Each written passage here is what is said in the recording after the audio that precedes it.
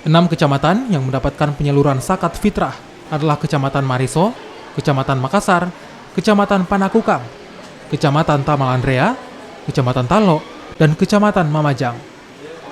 700 warga kurang mampu ini diberikan bantuan berupa uang tunai sebesar Rp150.000. Bantuan ini berasal dari kumpulan zakat fitrah yang dihimpun oleh pegawai dan keluarga perusahaan daerah air minum Kota Makassar. PDAM menyetorkan sekitar 100 juta uang tunai ke Basnas Makassar untuk disalurkan kepada warga yang membutuhkan.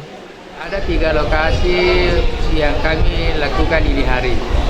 Pertama tadi pagi di Mariso, itu lebih 100 mustahik yang ada di sana. Kemudian di masjid kita ini 100. Dan nanti akan dilanjutkan di lokasi ketiga, Ba'da Asar itu juga 100. Saya sebagai warga Kelurahan Balawai Utara, Kecamatan Makassar, ucapkan banyak terima kasih atas bantuan berupa zakat fitrah dari Basnas, terutama dari perusahaan daerah minum yang memastikan kepada Basnas. Saya ucapkan banyak terima kasih, semoga Allah membalas semua amal.